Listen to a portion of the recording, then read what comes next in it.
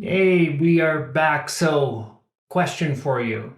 Do you need more extreme metal music in your library, like right now? Well, that's good because if you got a few minutes, I'm going to hook you up with some brand new tunes because I too love metal. So, welcome back, friends, for episode 15. It is Wednesday, January 17th, 2024. Terry here again with Cast Metal with another full metal review segment where I connect bands with fans like you.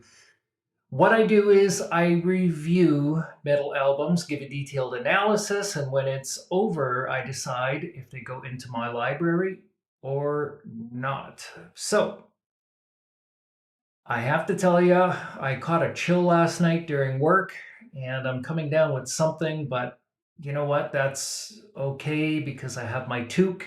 I have my mighty cup of Winnie the Pooh cup. Okay, my mighty cup of coffee and my metal music. So I designed full metal reviews with one thing in mind, okay, just to answer one question, and that is where can I get new extreme metal music? All right. So every day from my Apple Music app, I dig through the metal selection to review all the newest releases for stuff I can add to my own library.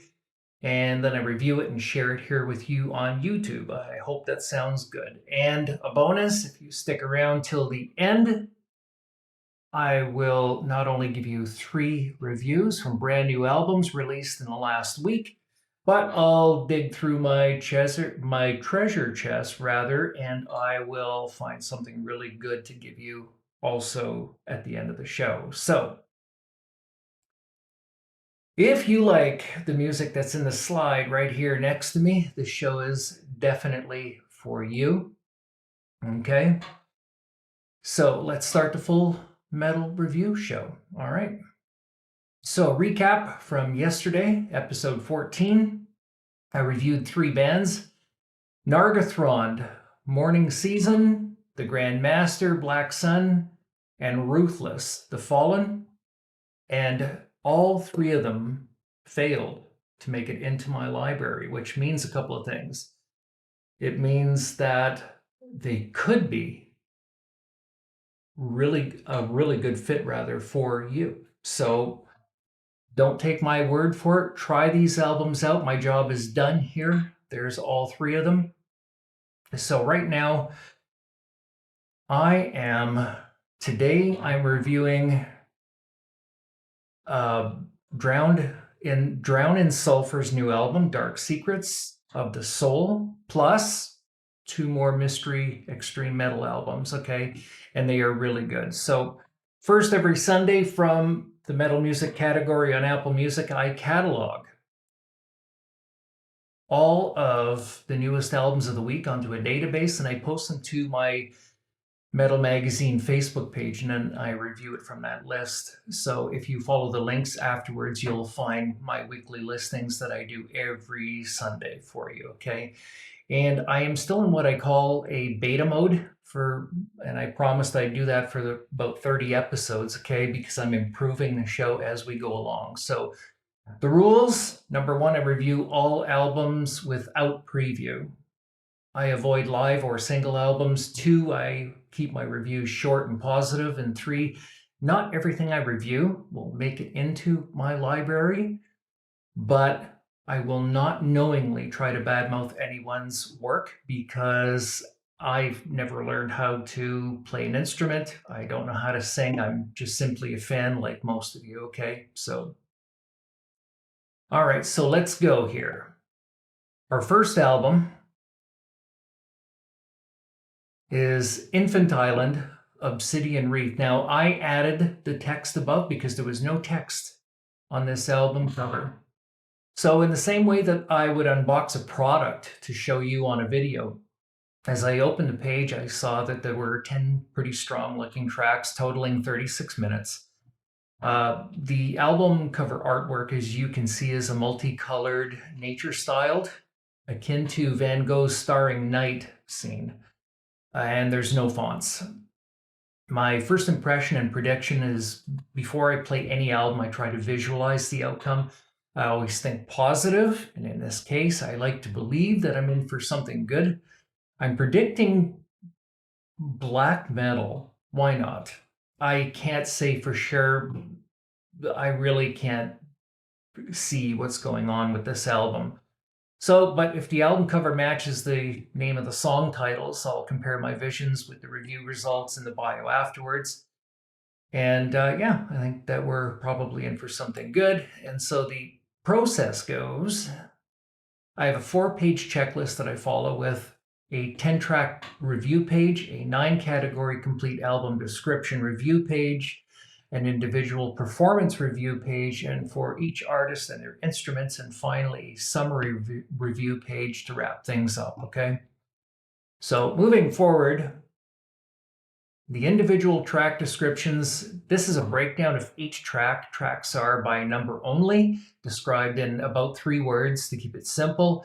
And in any album, I only review the first 10 tracks. So if there's 12 or 15 tracks or whatever, the rest will be on you, okay? So I can keep this video on a timely manner, okay?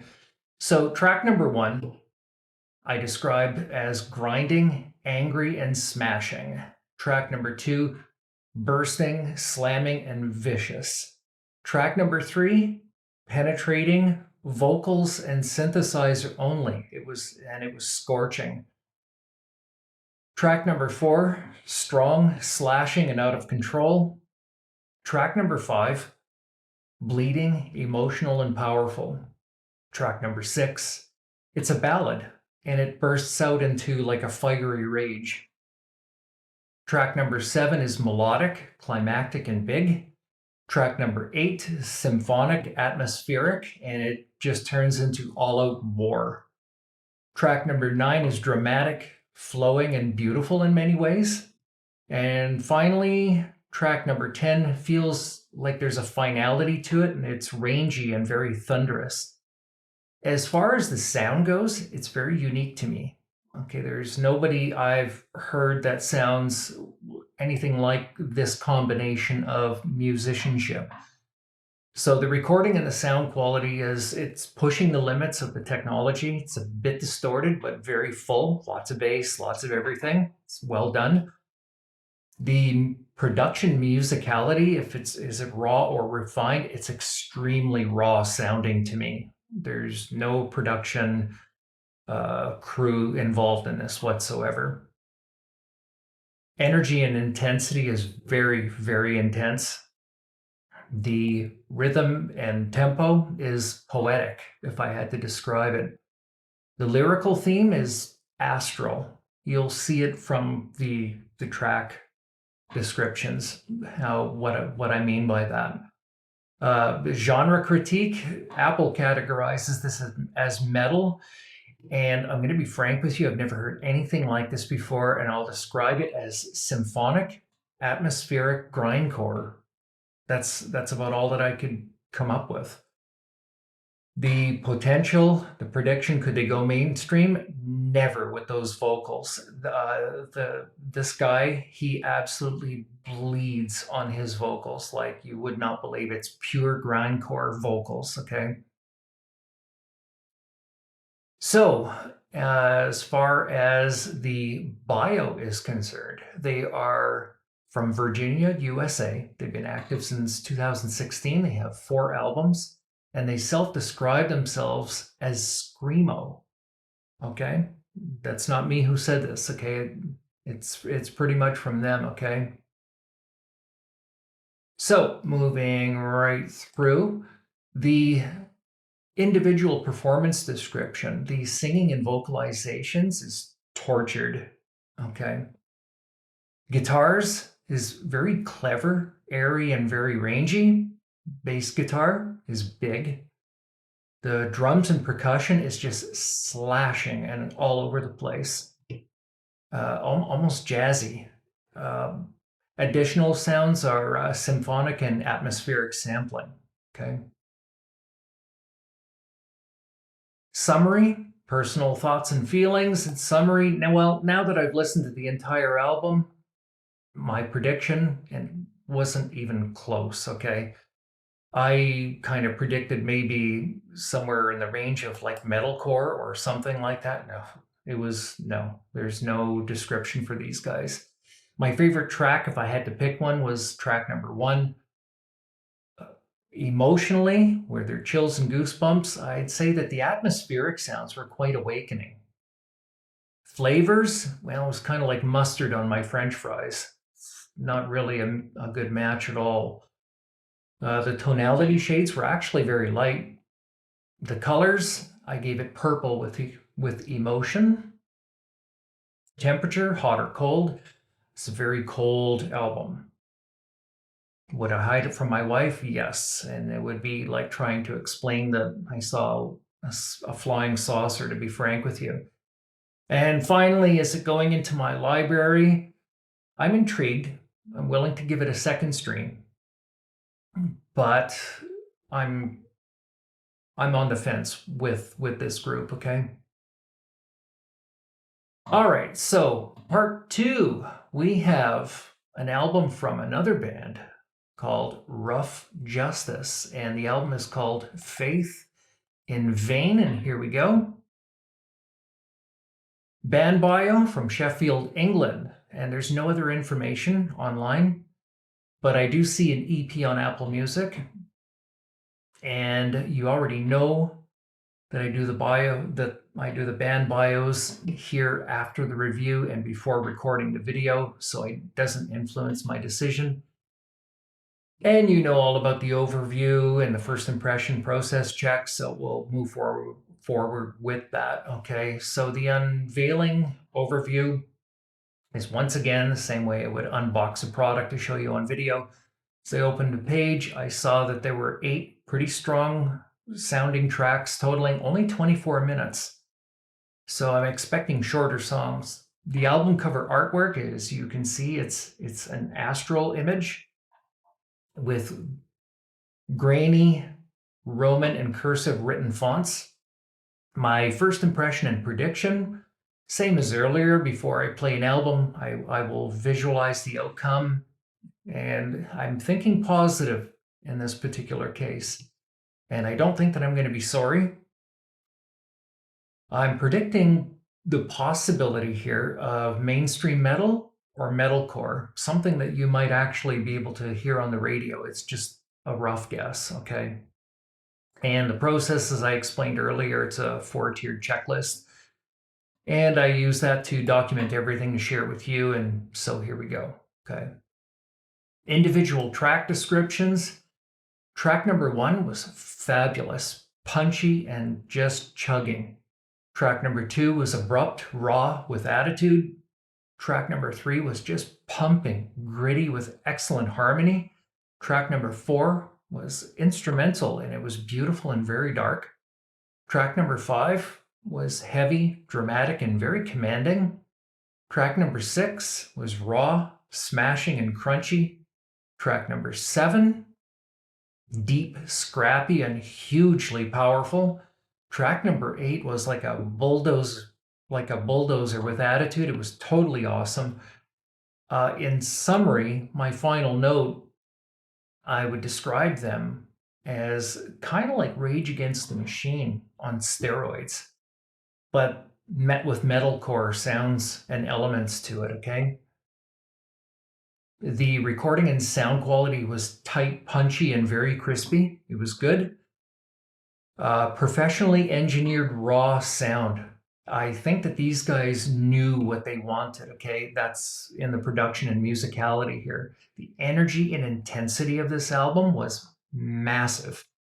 The rhythm and tempo was just, yeah, it was just on point. The lyrical theme was conflicted. Genre critique was Apple right. They say metal, and I'm kind of thinking that they're kind of like new groove or metalcore, somewhere in that particular area. Could they potentially go mainstream? And very easily, they would be one of those groups that you would turn up if you're driving in your car, you know, and you heard it on the radio.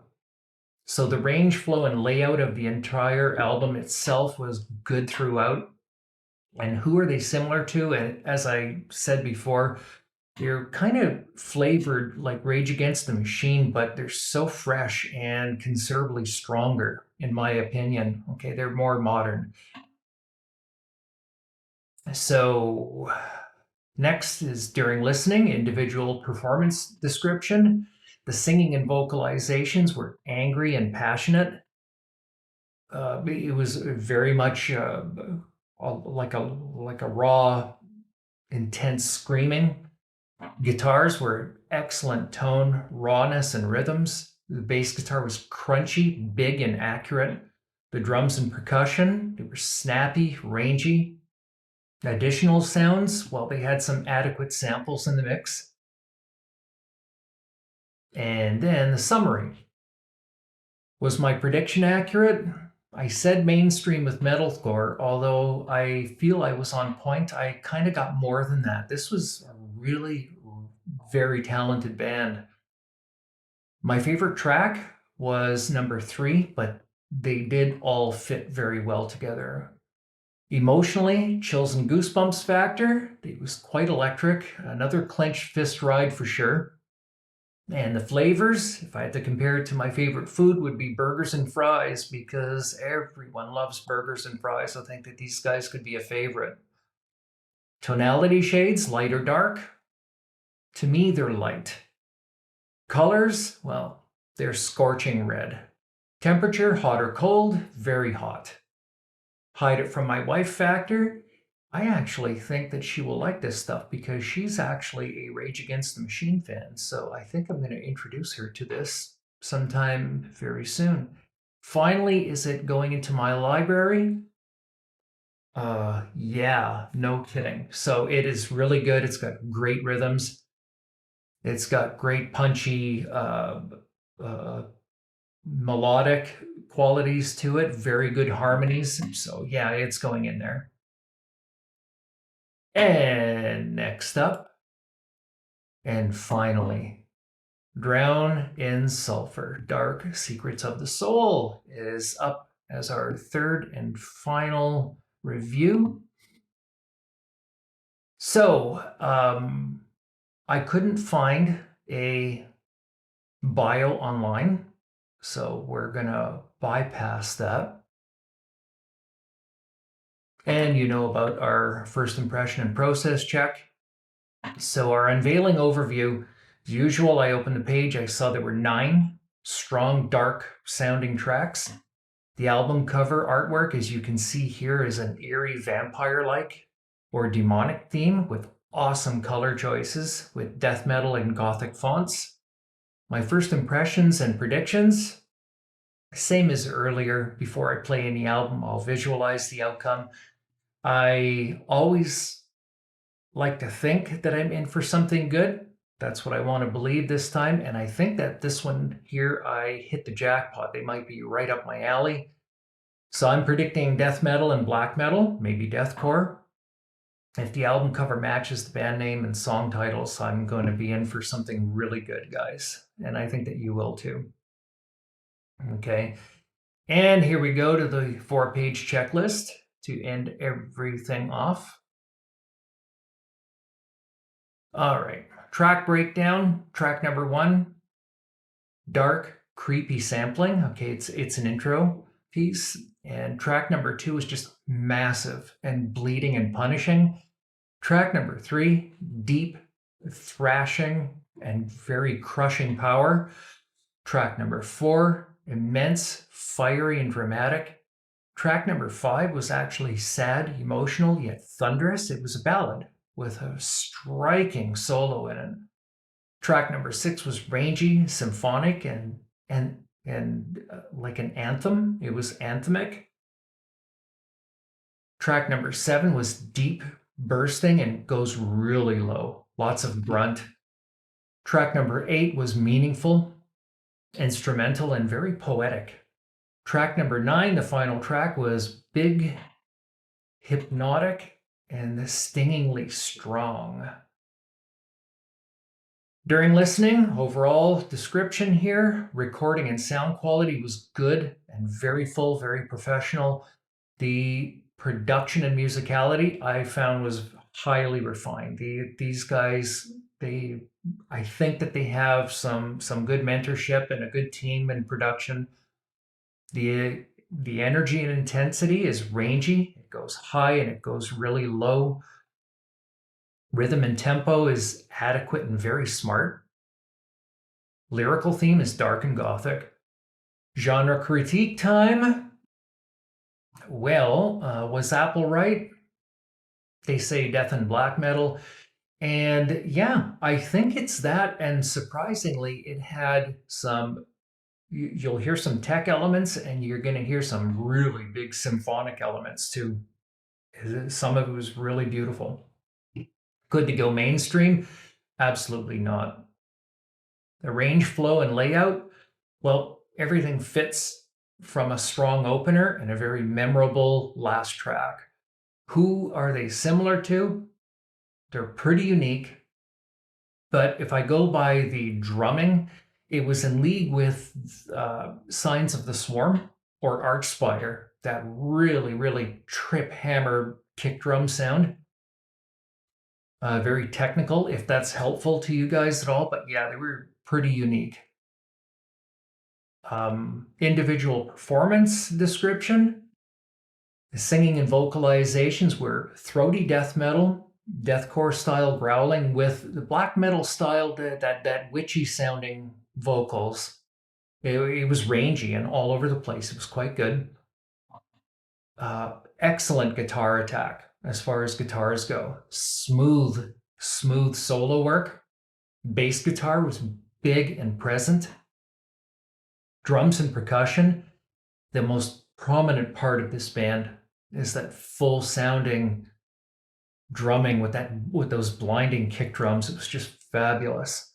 Additional sounds, it was symphonic and technical death elements in the samples. Very little in the technical area, but a lot of symphonic stuff, and it was very fitting. I think that you might agree to that. And summary, personal thoughts. Now that I've listened to the whole album, was my prediction accurate? Yes, but I was not expecting the big symphonic elements with tech. Favorite track was track number 2, which was actually the opening track, because the first one was just the creepy foreboding type of sampling elements. Emotionally, the chills and goosebumps factor, quite energizing, quite chilling.